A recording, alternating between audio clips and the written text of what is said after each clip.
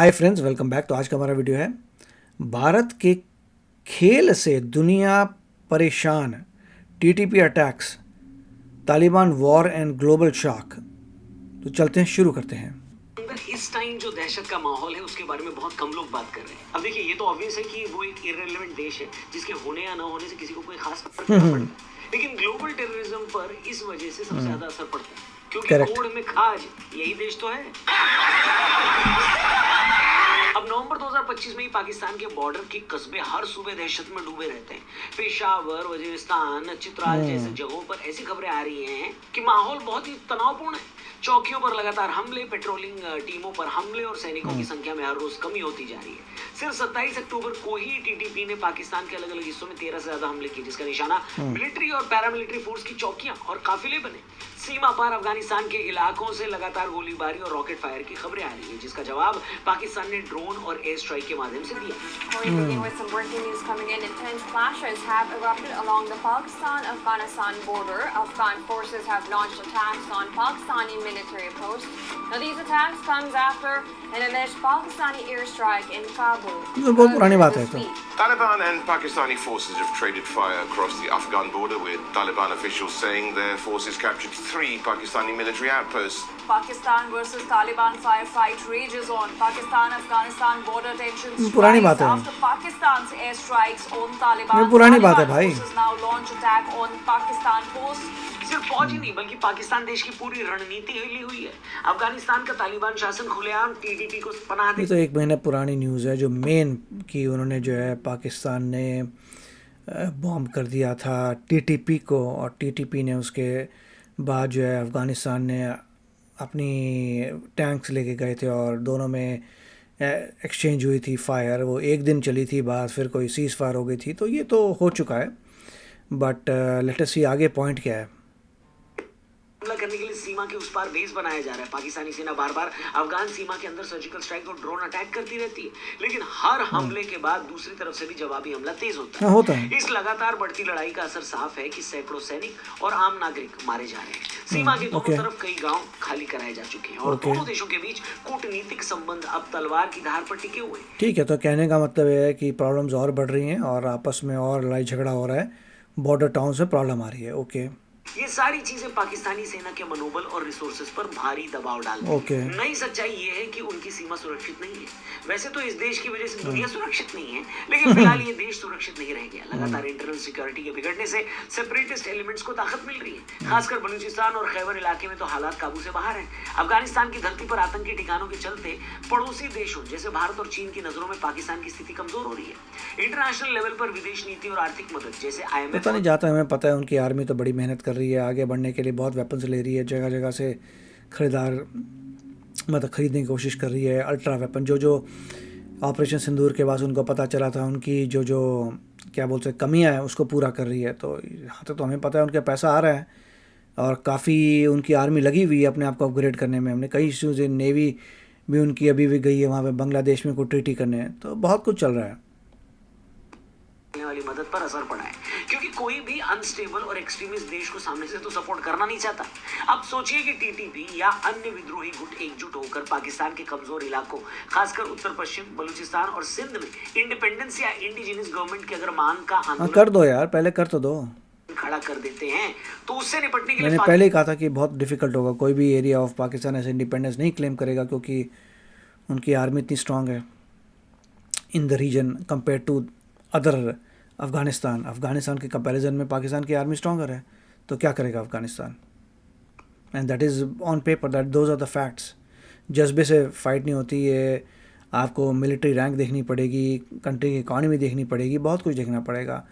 तो अगर कोई सोच रहा है कि Afghanistan is stronger than Pakistan, तो दे आर रॉन्ग। जाके अपने डेटा और फैक्ट्स चेक कर लो, Pakistan is stronger than Afghanistan. तो यस, ये है कि अफगानिस्तान छोटे मोटे अपना चीज़ें करता रहेगा। रिसोर्सेज भी नहीं बचे। पाकिस्तानी सेना कई मोर्चों पर उलझ जाती है, फाइनेंशियल क्राइसिस गहराता है और ISI का कंट्रोल अगर कमजोर पड़ता है। अभी तो तुमने देखा नहीं कि पाकिस्तान बैंकरप्ट हो रहा है, तो वेट कर रहे हैं कब से। तो ऐसी सिचुएशन में पाकिस्तान का परमाणु हथियारों का स्टॉक रीजनल और इंटरनेशनल टेंशन का सेंटर पॉइंट पाकिस्तानी बनेगा। सीपीएसी की सुरक्षा भी खतरे में पड़ेगी, जिससे चीन का सीधा फाइनेंशियल इंटरेस्ट डगमगा सकता है। उधर भारत को भी अपनी पश्चिमी सीमा पर नई हकीकत का सामना करना पड़ेगा, जो उसकी रणनीति पूरी तरह बदल सकती है। इसके बाद सेंट्रल एशिया में नया पावर बैलेंस बन सकता है। ईरान, रशिया, अमेरिका भी पेशावर, बलूचिस्तान, कराची तक इंटरफेयर करने के लिए मजबूर हो सकते हैं। ग्लोबल इकोनॉमिक और सिक्योरिटी रशिया कहीं नहीं जाएगा, रशिया भी एक वॉर में उलझा हुआ है, उसके पास पैसा भी नहीं है।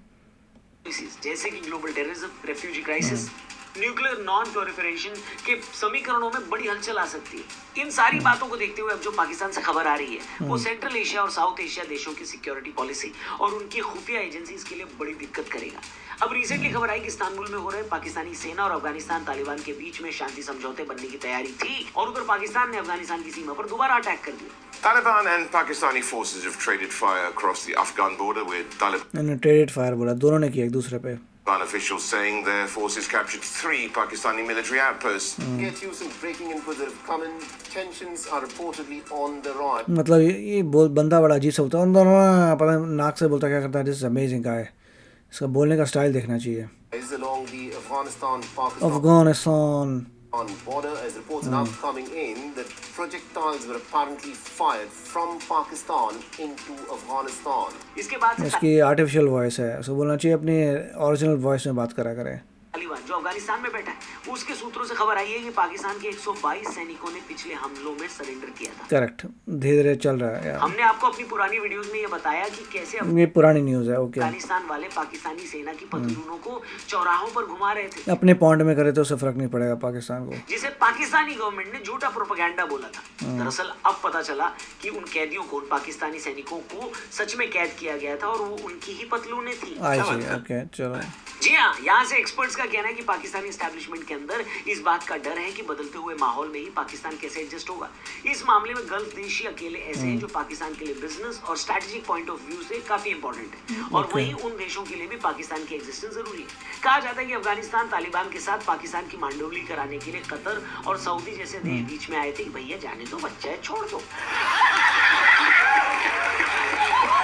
गल्फ कोऑपरेशन काउंसिल के सदस्य देशों जैसे सऊदी अरब, यूएई, कतर और बहरीन के साथ पाकिस्तान के रिश्ते पुराने और मजबूत हैं। इन देशों में बड़ी संख्या में पाकिस्तानी प्रवासी काम करते हैं, जो हर साल अरब देशों से बड़ी मात्रा में रेमिटेंस भेजते हैं, जो पाकिस्तान की इकोनॉमी के लिए इंपॉर्टेंट है। साथ ही पाकिस्तान ने गल्फ देशों के साथ आर्थिक समझौते भी बढ़ाए हैं, जिसमें फ्री ट्रेड एग्रीमेंट पर बातचीत शामिल है, जो दोनों तरफ के लिए व्यापार और ऊर्जा सुरक्षा में सुधार ला सकता है। स्पेशली पाकिस्तान गल्फ से कच्चा तेल और LNG का प्रमुख इंपोर्टर है, जो उसकी ऊर्जा जरूरतों को पूरा करता है। पाकिस्तान और सऊदी अरब ने सितंबर 2025 में एक स्ट्रैटेजिक म्यूचुअल डिफेंस एग्रीमेंट भी साइन किया है, जिसके बारे में हम एक वीडियो बना भी चुके हैं। छोटे में समझाएं तो भैया, इस समझौते के तहत दोनों देशों ने ये माना है कि किसी एक देश पर भी हमला दोनों देशों पर हमला राइट। स्पेशली ये समझौता पाकिस्तान की या देखिए, ये सब बातें तो पुरानी है, there is nothing new, but the point इसमें ये था कि अफगानिस्तान और पाकिस्तान में अभी भी कुछ चल रहा है। That is the point. वहाँ पे छोटा मोटा कुछ ना कुछ टेंशन लगी हुई है अभी भी, जबकि कहते हैं कि काइंड ऑफ सीज़ फायर उन दोनों में हो गया, तो सीज़ फायर कह रहे हैं काइंड ऑफ नहीं हुआ, क्योंकि अभी भी फाइटिंग चल रही है। वो ठीक है, मगर इन सब से ये मत सोच लेना कि अफ़गानिस्तान जो है is stronger than Pakistan. They are not. Afghanistan की हालत बहुत बुरी है, उनका पैसा नहीं है, उनकी they don't have any technology, they have nothing, air force नहीं है, तो इसीलिए पाकिस्तान डेफिनेटली स्ट्रॉन्गर। यस, ये है कि अफ़गानिस्तान के पास और कोई काम नहीं है, तो यही काम करता रहेगा, फ़ाइट करता रहेगा, उनको तो फ़ाइट चाहिए। मगर जैसे कहते हैं अफ़गानिस्तान अपने देश में, अफ़गानिस्तान यस किसी को टिकने नहीं दे सकता, मगर इतनी उनमें एबिलिटी नहीं है कि किसी और देश में कब्ज़ा करें, उनका एरिया ले लें, वो उसमें कैपेबिलिटी नहीं है, क्योंकि बहुत गरीब हैं। बट यस, दोनों में आप प्रॉब्लम्स आ रही हैं। अब ये ठीक है, पाकिस्तान इंगेज हो जाएगा अपने वेस्टर्न साइड में, दैट्स ग्रेट। उससे ये है कि पाकिस्तान को पता चलेगा कि टू फ्रंटल कैसे होती हैं वॉर्स, उनको भी थोड़ा आइडिया है। जैसे इंडिया के है कि हमेशा हमें प्रॉब्लम आती है, चाइना वहाँ से रेडी हो रहे हैं, यहाँ से पाकिस्तान के लिए रेडी हो रहे हैं, उन लोगों को अब रेडी होना पड़ेगा अफ़गानिस्तान की फ्रंट के लिए और इंडिया की फ्रंट के लिए। दैट इज़ द पॉइंट कि टू फ्रंटल वॉर उनके पास भी आ गई है, और इंडिया ने कमाल किया है कि टू फ्रंटल वॉर आ गई है। तो आप बताइए आपके क्या विचार इसके बारे में। मिलेंगे अगले वीडियो में, टेक केयर, बाय बाय। तो अगर आप मेरे इस चैनल पे नए हो तो जल्दी से सब्सक्राइब के बटन को हिट करो और बेल आइकन को क्लिक करो ताकि आपको मेरा जब नया वीडियो मैं लगाऊं आपको उसके बारे में जल्दी से पता चल जाए।